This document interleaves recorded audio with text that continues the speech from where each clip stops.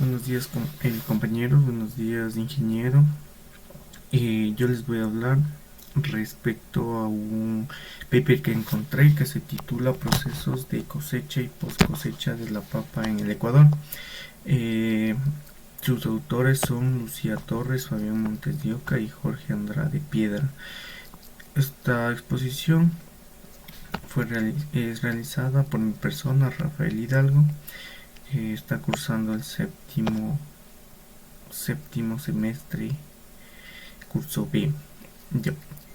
Hay que tomar en cuenta que este paper fue avalado por el Centro Internacional de la Papa, CIP, y el Instituto Nacional Autónomo de Investigación Agropecuaria, más conocida como INIEP. Ya, en este paper al inicio nos da una breve introducción de lo que es la cosecha de la papa, que es conocida que es conocida como un labor de cabe que se basa o se efectúa cuando cuando la planta o el cultivo de papa presenta diferentes características fisiológicas que nos indican que ya están aptas para su cosecha. Eh, estas, estas características de madurez fisiológica que presenta la papa son las siguientes: que la planta presenta amarillamiento y se está secando o está seca. También que no hay desprendimiento de la piel del tubérculo al pasar la yema del pulgar o de los dedos. No se desprende la pielcita o la capa del tubérculo, como les acabé de decir. Y, y también hay que tomar en cuenta que el cultivo haya finalizado todo su ciclo vegetativo. Ya. Eh, los principales métodos de cosecha pues pueden ser dos: la manual y la mecánica. La manual, o más conocida como tradicional, es la que se usa el azadón.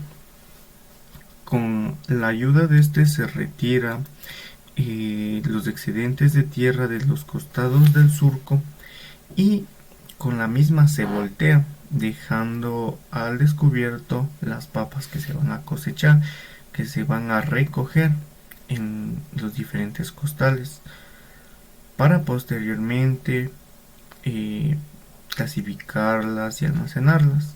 Eso les voy a explicar un poco más adelante. Ya.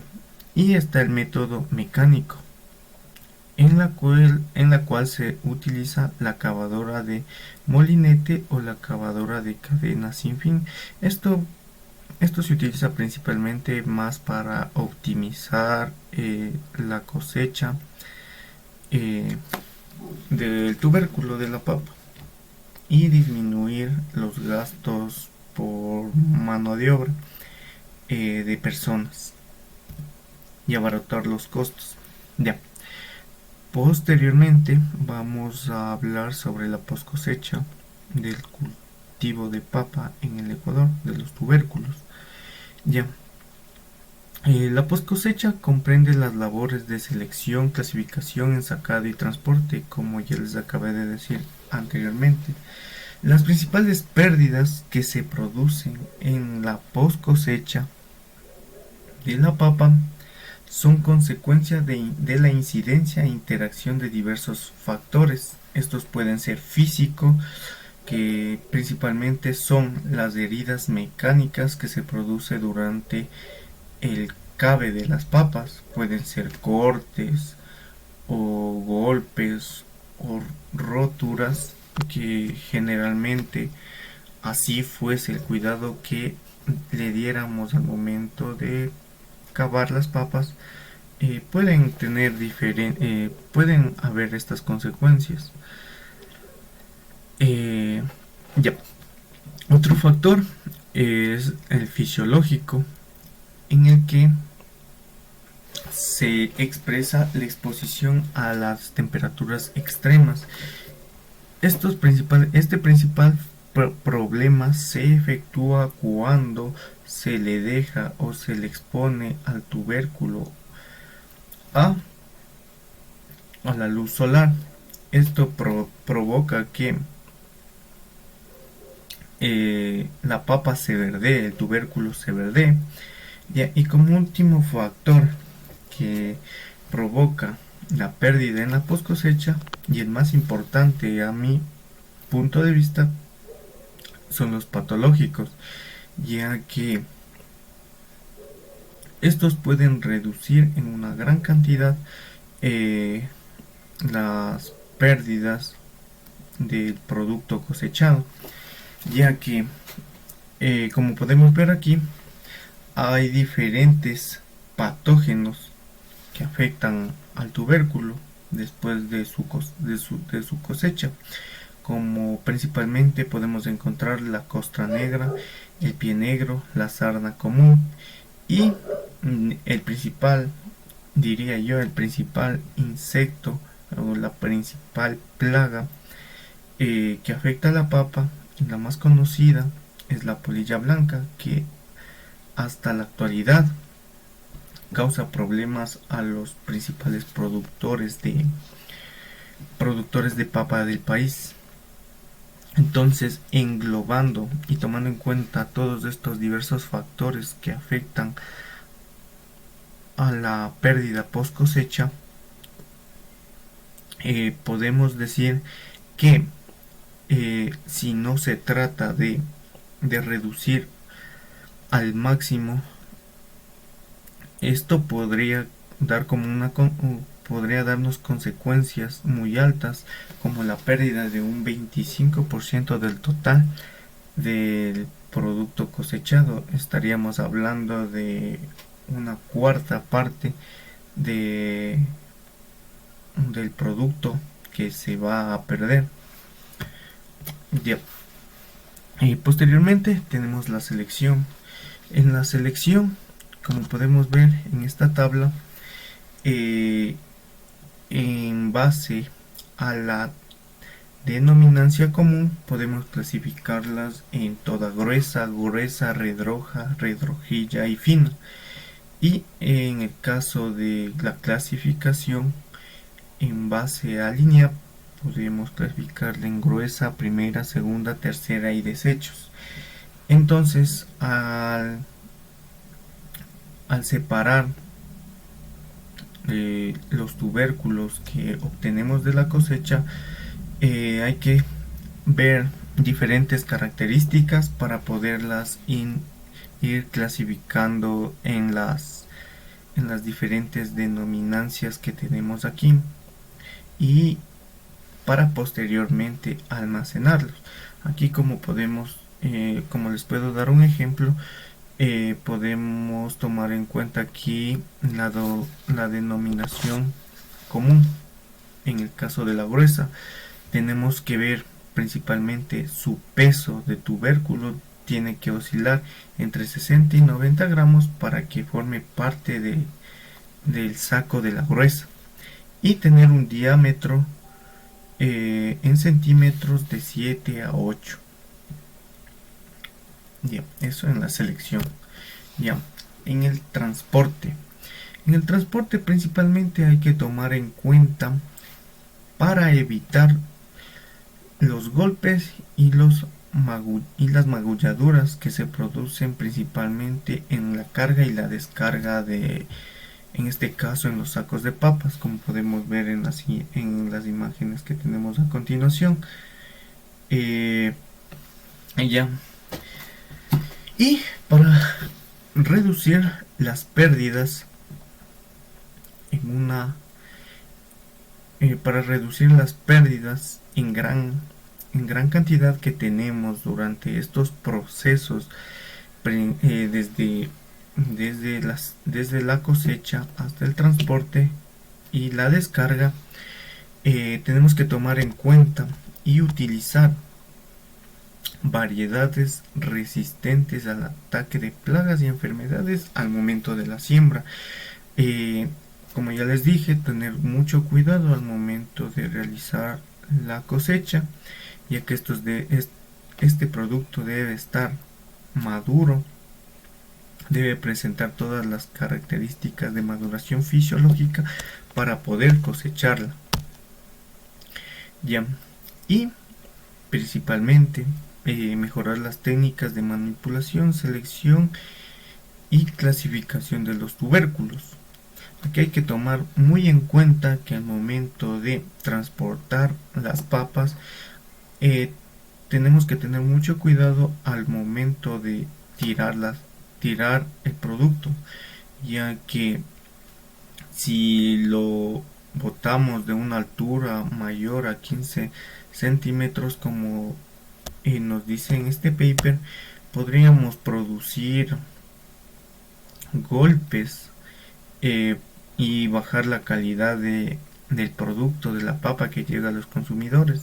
Incluso podríamos causar posteriormente del almacenamiento una pudrición de esas papas que han explotado por el efecto de la mala manipulación al momento de transportarlo. Ya, en el caso, y finalmente tenemos que al momento de almacenar los tubérculos, verificar que en los sacos, dentro de los sacos, todos los tubérculos estén secos, libres de tierra, y estos estén en un lugar fresco donde se pueda evitar la exposición directa al sol y a la lluvia, para poder mantener el producto durante mayor tiempo. Ya, como les decía, al momento de el almacenamiento, aquí en Ecuador, como la mayoría lo conoce, el producto, en este caso es la papa que estamos hablando, se comercializa en fresco y no se almacena. Todo lo que se cosecha se consume. No hay registros de un almacenamiento de papa, pero si fuese la necesidad de almacenar el producto, hay que tomar en cuenta ciertos factores que son los más principales, los más primordiales de tomar en cuenta, como es mantener una temperatura de alrededor de 10 grados centígrados en el lugar donde se esté almacenando el producto, y este tenga una humedad relativa entre el 80 y 85%. Ya, hay diferentes métodos que se utilizan para almacenar adecuadamente los tubérculos, en este caso las papas. Estos pueden ser los tradicionales o los mejorados, como quien dice, los actuales, como vamos a ver a continuación. Vamos con los métodos tradicionales de almacenamiento. Como primer método tenemos las yatas, que son depósitos subterráneos con capacidad de hasta 5 quintales. Debido a la carencia de la luz, las papas mantienen su color natural y pueden ser utilizadas para la alimentación. Aunque esta nos presenta ventajas y desventajas. ¿Cómo podemos tener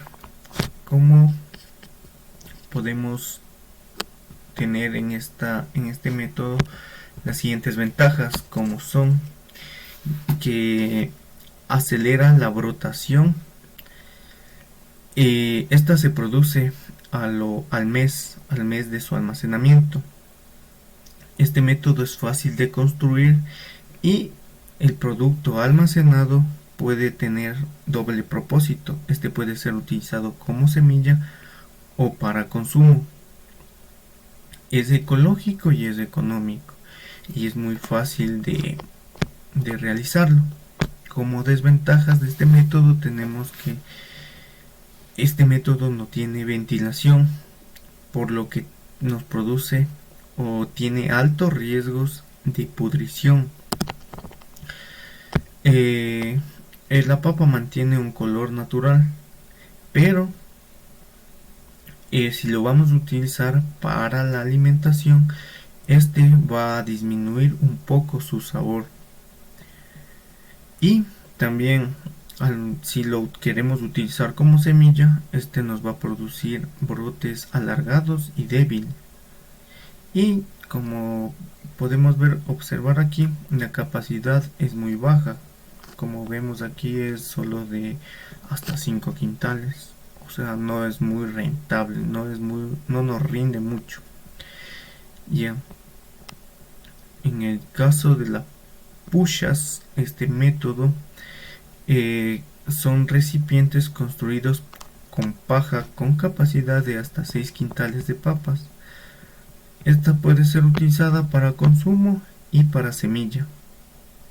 Debido al material de construcción, la temperatura se mantiene de 5 a 12 grados centígrados, demorando la brotación. Y principalmente la falta de luz impide el verdeamiento, por lo que nos puede ayudar este método a almacenar el producto durante un poco más de tiempo. Ya. Como tercer método tradicional tenemos a los trojes, que son construcciones de paja de forma cilíndrica sobre la superficie del suelo. Estos tienen una altura de un metro y medio, y su capacidad de almacenamiento es de 6 quintales. Las principales ventajas de este método es que tiene una buena ventilación, mantiene las temperaturas bajas, se puede almacenar algunas variedades de papas al mismo tiempo, es también igual que el anterior, de doble propósito. Se puede almacenar el producto como para semilla o para consumo. Se utiliza materiales de la zona, por lo que es económico. También la papa demora en brotar durante 2 meses, por lo que es muy recomendable, ya que, o sea, se puede almacenar durante un periodo muy largo sin que sin que el producto afecte sus propiedades, sea afectado en sus propiedades nutricionales. Y a continuación tenemos el cuarto método tradicional, que son las pilas a la intemperie cubiertas con pajas. Este sistema ha sido desarrollado en conjunto entre agricultores y técnicos. Cabe recalcar que también, al igual que este método, los anteriores métodos son utilizados tradicionalmente en la provincia de Chimborazo, siendo esta una de las principales provincias productoras de este tubérculo, que es la papa. Ya, estas pilas no deben superar 1 metro de altura. Para permitir la ventilación en la base de la pila, se coloca una chimenea en la parte superior de la misma. La cobertura de la paja debe tener un espesor uniforme de 15 centímetros para evitar el verdeamiento de los tubérculos y reducir los daños por heladas. Se recomienda colocar una capa de 30 centímetros de tierra sobre la paja. Como podemos ver aquí, hay otros casos que utilizan piedras sobre la paja para disminuir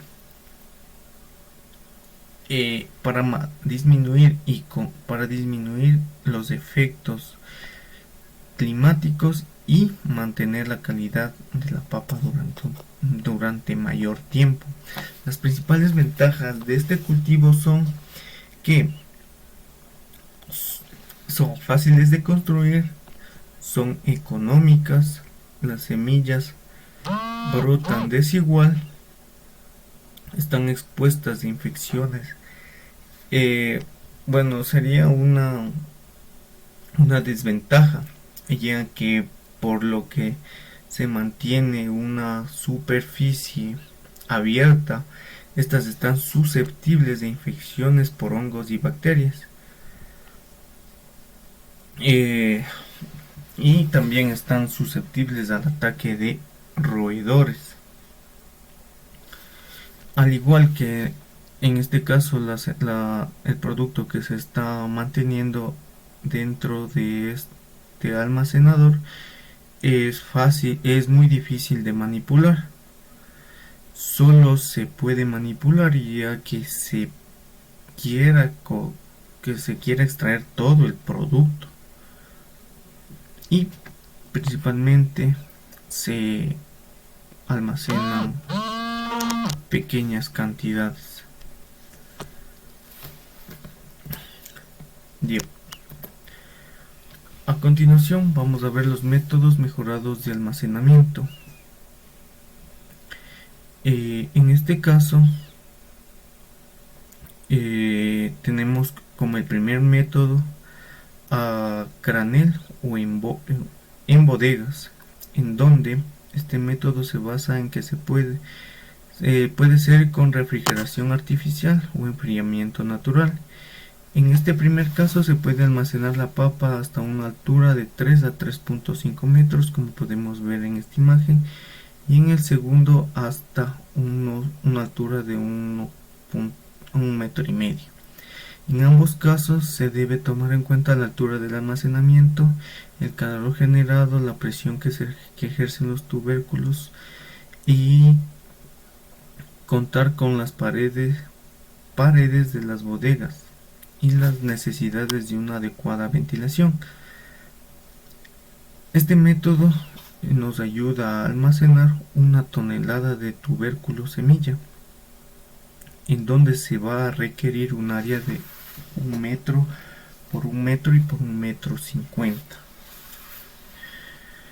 Ya, como segundo método mejorado tenemos el de sacos, que es muy importante observar o tomar en cuenta que los sacos no presenten un tejido muy apretado que impida la libre circulación de aire, intercambio de gases carbónico y oxígeno, para evitar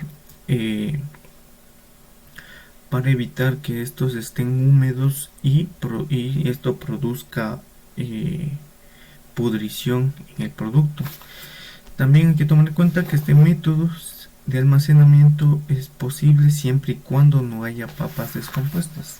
Por eso hay que verificar los sacos antes de que entre a este tipo de almacenamiento. Como principales ventajas tenemos que, como les dije, tiene una buena ventilación y entrada de luz, que no es tan excesiva y puede producir el verdeamiento del producto. Los brotes que se obtienen son múltiples y vigorosos. Se puede ver el desarrollo de los brotes, se puede determinar para una posible siembra o planificación de siembra, entre otros beneficios que nos da este método. Como tercer método tenemos el método de jabas o cajas de madera o plásticas. Este método es eficaz pero costoso. La cantidad recomendada es de 10 kilos por java, con un espesor o una altura de almacenamiento de 10 a 15 centímetros. Las jabas se pueden apilar impidiendo el daño mecánico a los tubérculos, semilla, porque su peso recae sobre las jabas. Ya. Y como cuarto método tenemos el silo verdeado, que es una estructura tipo caseta abierta sin paredes con sistema de estantes fijos donde se colocan los tubérculos semilla en una capa de no más de 2 tubérculos supuestos.